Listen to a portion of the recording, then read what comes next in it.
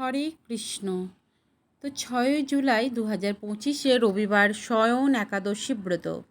আজকে আমরা শয়ন একাদশী ব্রতের মাহাত্ম্য সম্পর্কে আলোচনা করব এবং সারা বিশ্বের যে পারণের সময়সূচিও আজকের এই ভিডিওতে বলবো।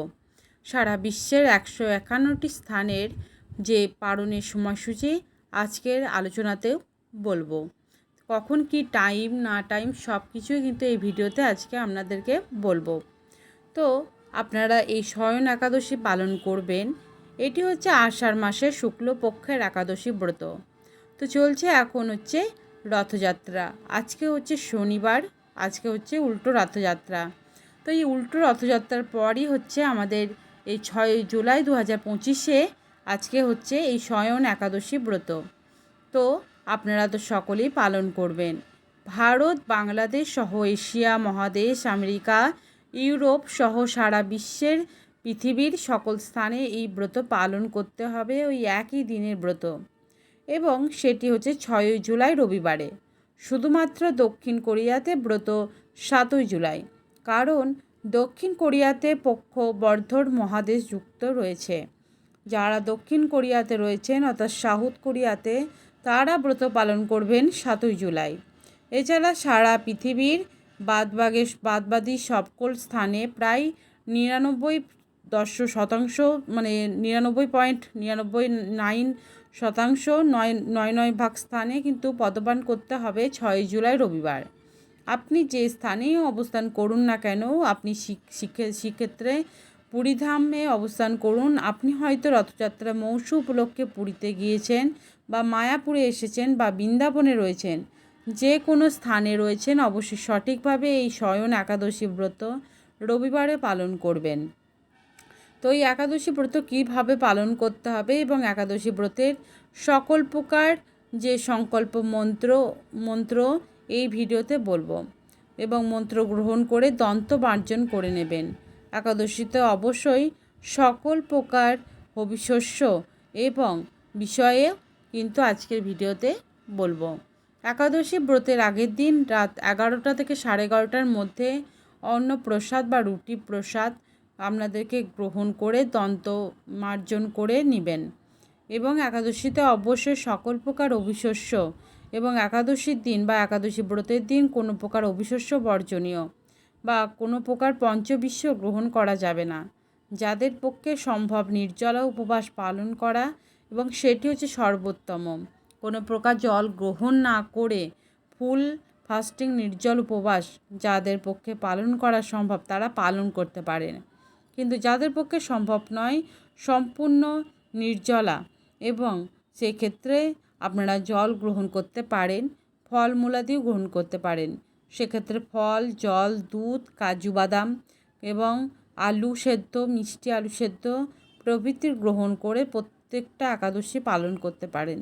এক্ষেত্রে আপনার একাদশীর সবজি বা একাদশীর দিন সাবুদানা সবজি, সাবুদানা ফ্রাই, সাবুদানা পায়েস, আলুর চিপস, আলুর পায়েস গ্রহণ করতে পারেন। তবে এক্ষেত্রে একাদশীর সবজি, একাদশীর পায়েস বা একাদশীর চিপস যেটি আপনারা রান্না করতে হবে, সেটা অবশ্যই ঘি বা সূর্যমুখী তেল দিয়ে আপনাদেরকে সেই রান্নাটা করতে হবে। কিন্তু একাদশীতে কাউন বা যে কুইনোয়া চাল যে রয়েছে, বা শ্যামাদানা রয়েছে, বা শ্যামা চাল, বা বাজরা, চিয়া সিড, ওটস এগুলো রয়েছে, বা বাকহুইট রয়েছে, এগুলি একাদশীতে বর্জনীয়, কারণ এগুলো হচ্ছে পঞ্চশস্যের যে অন্তর্ভুক্ত। কেউ না জেনে হয়তো ভুলবশত গ্রহণ করে ফেলে, বা কুইনোয়া বা বাকহুইট বা চিয়া সিড, ওটস এগুলি গ্রহণ করবেন না। শ্যামা চাল এগুলি গ্রহণ করবেন না। এবং যে যজুর্বেদে সরাসরি কিন্তু উল্লেখ রয়েছে রবিশস্যের বর্জনীয়, কিন্তু কোন যে শাস্ত্রে এগুলি অনুমোদন নেই। অনেকেই বলে থাকে কুইনোয়ার কথা, যে বা কুইটার কথা, যে কোন শাস্ত্রে কি অনুমোদন নেই, বা প্রভুপাদ একাদশীতে আপনারা বেশি কিন্তু হরিনাম করতে হবে, বা প্রার্থনা করতে পারেন, মঙ্গল আরতি করতে পারেন, ভগবানের সেবা পূজা আদি করবেন, ভগবানের চরণে তুলসী পাতা পুষ্প অর্পণ করবেন, ভগবান শ্রী শ্রী জগন্নাথ বলদেবের চরণে আপনারা তুলসী পাতা পুষ্প অর্পণ করবেন, শ্রীমতী সুভদ্রা মহারানী এবং সুদর্শন চরণে আপনারা পুষ্প অর্পণ করবেন এবং বিশেষভাবে অধ্যয়ন করবেন শ্রীমদ্ ভগবদ্ গীতা, শ্রীমদ্ ভগবদ্ প্রভৃতি শাস্ত্র গ্রন্থ অধ্যয়ন করবেন। তাৎপর্য সহকারে আপনার শ্রীমদ্ ভগবদ্ গীতা যথাযথভাবে পাঠ করবেন এবং নির্দিষ্ট একাদশী ব্রত মাহাত্ম্য আপনারা পাঠ করতে পারেন। এই একাদশীতে আপনারা এই শয়ন একাদশী ব্রত মাহাত্ম্য পাঠ বা শ্রবণ করবেন। একাদশীতে আপনারা তুলসীতে জলদান করতে পারেন এবং যে তুলসী আরতি, তুলসী পরিক্রম প্রভৃতি অবশ্যই করতে পারেন। এভাবে আপনার প্রত্যেকটা একাদশী সঠিকভাবে পালন করতে পারেন ভগবানের প্রীতিবিধানের জন্য। এবং একাদশীদের পরদিন সকালে পালন করতে হবে এবং পালনের নির্দিষ্ট সময় রয়েছে এবং এই একাদশী পরদিন সকালে পালন করতে হবে এবং যে পালনের নির্দিষ্ট সময় রয়েছে এই সময়ের মধ্যে আপনারা অন্ন বা রুটি বা ছাতু বা চিড়া যে কোনো প্রকার অবিশস্য সময়ের মধ্যে যে অবিশস্য গ্রহণ করে আপনারা ব্রতের সমর্পণ করতে পারবেন বা ব্রতের পালন করবেন।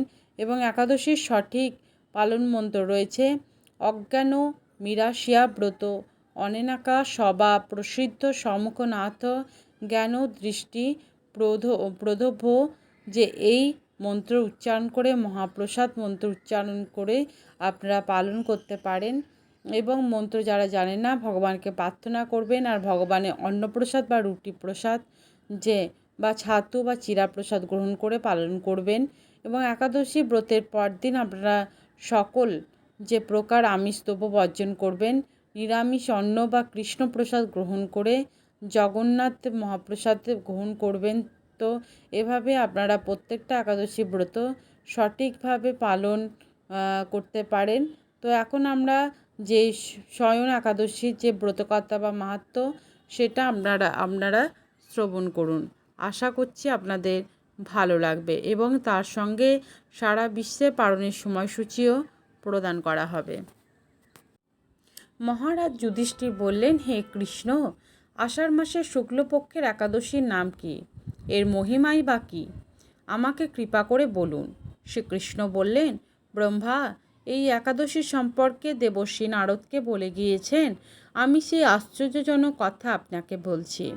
শ্রী ব্রহ্মা বললেন, হে নারদ, এই সংসারে একাদশীর মতন পবিত্র আর যে কোনো ব্রত নেই এবং কোনো ব্রত যে নেই। সকল পাপ বিনাশের জন্য এই বিষ্ণু ব্রত পালন করা একান্ত আবশ্যক। যিনি এই পবিত্র পাপনাশক এবং সকল অভীষ্ট প্রদাতা একাদশী ব্রত না করেন তাকে নরকগামী হতে হয়। আষাঢ়ের শুক্লপক্ষের এই একাদশী শয়নী নামে বিখ্যাত। শ্রী ভগবান ঋষিকেশের জন্য এই ব্রত পালন করতে হয়।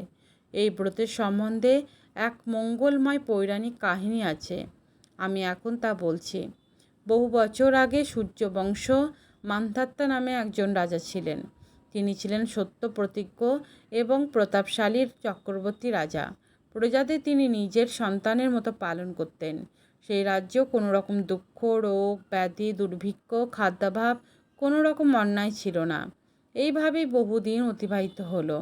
কিন্তু এক সময় দৈব দুর্বিপাকে টানা 3 বছর সেই রাজ্যে কোনো রকম বৃষ্টি হলো না। দুর্ভিক্ষের ফলে সেখানে দেবতাদের উদ্দেশ্যে দান মন্ত্রের সাহা, সধা ইত্যাদি শব্দও বন্ধ হয়ে গেল। এমনকি বেদ পাঠও ক্রমশ বন্ধ হলো। তখন প্রজারা রাজার কাছে এসে বলতে লাগলেন, মহারাজ, দয়া করে আমাদের কথা শুনুন। শাস্ত্রে জলকে নাড় বলা হয়। সেই জলে ভগবানের অয়ন বা নিবাস অর্থাৎ নিবাস। ভগবানের এক নাম হচ্ছে নারায়ণ এবং মেঘরূপে ভগবান বিষ্ণু সর্বত্র বাড়ি বর্ষণ করেন। সেই বৃষ্টি থেকেই অন্ন এবং অন্ন খেয়ে প্রজাঙ্গ জীবন ধারণ করেন। এখন সেই অন্নের অভাবে প্রজারা ক্ষয়প্রাপ্ত হচ্ছেন।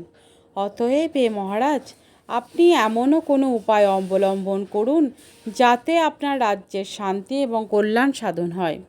রাজা মান্ধাত্তা বলেন, তোমরা ঠিকই বলেছ। অন্ন থেকে প্রজার উদ্ভব, অন্ন থেকে প্রজার পালন। তাই অন্নের প্রভাবে প্রজারা বিনষ্ট হন এবং রাজার দোষে রাজ্য নষ্ট হয়। আমি নিজের বুদ্ধিতে যে আমার কোনো দোষ খুঁজে পাচ্ছি না। তবুও প্রজাদের কল্যাণের জন্য আমি আপ্রাণ চেষ্টা করব। তারপর ব্রহ্মাকে প্রণাম করে রাজা সৈন্য সহ বনে গমন করলেন। সেখানে প্রধান প্রধান ঋষিদের আশ্রমে ভ্রমণ করলেন। এইভাবেই তিনি ব্রহ্মার পুত্র মহা তেজস্বী অঙ্গিরা ঋষির সাক্ষাৎ লাভ করলেন। তাকে দর্শন মাত্রই রাজা মহানন্দে ঋষির চরণ বন্দনা করলেন। মুনিবর তাকে আশীর্বাদ ও কুশল জিজ্ঞাসা করলেন। রাজা তখন তার বনে আগমনের যে কারণ সব বিস্তারে ঋষির কাছে জানালেন। ঋষি অঙ্গরা কিছু সময় ধ্যানস্থ থাকার পর বলতে লাগলেন, হে রাজন, এটি সত্যযুগ। এই যুগে সবাই বেদপরায়ণ ও ব্রাহ্মণ ছাড়া অন্য কেউ তপস্যা করেন না। এই নিয়ম থাকা সত্ত্বেও এই শূদ্র রাজ্যে তপস্যা করছে। তার এই অকার্যের জন্যই রাজ্যের এই দুর্দশা। তাকে হত্যা করলে সকল দোষ দূর হবে। রাজা বললেন, হে মুনিবর, তপস্যাকারী নিরপরাধ ব্যক্তিকে আমি কিভাবে বধ করব? আমার পক্ষে সহজসাধ্য অন্য কোনো উপায় থাকলে আপনি দয়া করে আমাকে বলুন। তদুত্তরে মহর্ষি অঙ্গরী বললেন যে আপনি আষাঢ় মাসে শুক্লপক্ষের শয়ন নামে প্রসিদ্ধ একাদশী ব্রত পালন করুন। এই ব্রতের প্রভাবে নিশ্চয় রাজ্যে বৃষ্টি হবে। এই একাদশী সর্বসিদ্ধিদাত্রী, সর্ব উপদ্রব নাশকারিণী। হে রাজন, প্রজা এবং পরিবারবর্গ সহ আপনি এই ব্রত পালন করুন। মুনিবারের কথা শুনে রাজা নিজের প্রাসাদে ফিরে গেলেন। আষাঢ় মাস উপস্থিত হলে রাজ্যের সকল প্রজা রাজার সঙ্গে এই একাদশী ব্রতের অনুষ্ঠান করলেন। ব্রতের প্রভাবে প্রচুর বৃষ্টিপাত হলো। কিছুকালের মধ্যেই অন্নভাব দূর হলো। ভগবান ঋষিকেশের কৃপায় প্রজারা সুখী হলেন। এই কারণেই শৌক এবং মুক্তি প্রদানকারী এই ব্রত পালন করা সকলের অবশ্যই কর্তব্য। এবং যে ভবিষ্যত্তর পুরাণে যুধিষ্ঠির শ্রীকৃষ্ণ তথা নারদ ব্রহ্মা সংবাদরূপে এই মাহাত্ম্য বর্ণিত রয়েছে। বাংলাদেশে এই শয়ন একাদশী 6 জুলাই 5টা 23 থেকে 9টা 41 পর্যন্ত। পশ্চিমবঙ্গে 6 জুলাই 4টে 57 থেকে 9টা 24। দিল্লিতে 6 জুলাই 5টা 29 থেকে 10টা 7 পর্যন্ত। বৃন্দাবন 6 জুলাই 5টা 29 থেকে 10টা 5 পর্যন্ত। উত্তরপ্রদেশ 6 জুলাই 5টা 18 থেকে 9টা 54 পর্যন্ত। মুম্বাই বা মহারাষ্ট্রে 6 জুলাই 6টা 6 থেকে 10টা 31 পর্যন্ত। পুনে মহারাষ্ট্র হচ্ছে 6 জুলাই 6টা 3 থেকে 10টা 27 পর্যন্ত। এবং নাগপুরে হচ্ছে নাগপুর মহারাষ্ট্র হচ্ছে 6 জুলাই 5টা 37 থেকে 10টা পর্যন্ত। চেন্নাই বা তামিলনাড়ুতে হচ্ছে 6 জুলাই 5টা 47 থেকে 10টা 5 পর্যন্ত। ভুবনেশ্বর উড়িষ্যাতে হচ্ছে 6 জুলাই 5টা 12 থেকে 9টা 38 পর্যন্ত। ঝাড়খণ্ড হচ্ছে 6 জুলাই 5টা 6 থেকে 9টা 37 পর্যন্ত। বিহার হচ্ছে 6 জুলাই 5টা 1 থেকে 9টা 35 পর্যন্ত। ছত্তিশগড় হচ্ছে 6 জুলাই 5টা 25 থেকে 9টা 53 পর্যন্ত। শিলং মেঘালয় হচ্ছে 6 জুলাই 4টা 37 থেকে 9টা 10 পর্যন্ত। গুয়াহাটি আসাম হচ্ছে 6 জুলাই 4টে 36 থেকে 9টা 10 পর্যন্ত। এবং শিলং মেঘালয় হচ্ছে 6 জুলাই 4টে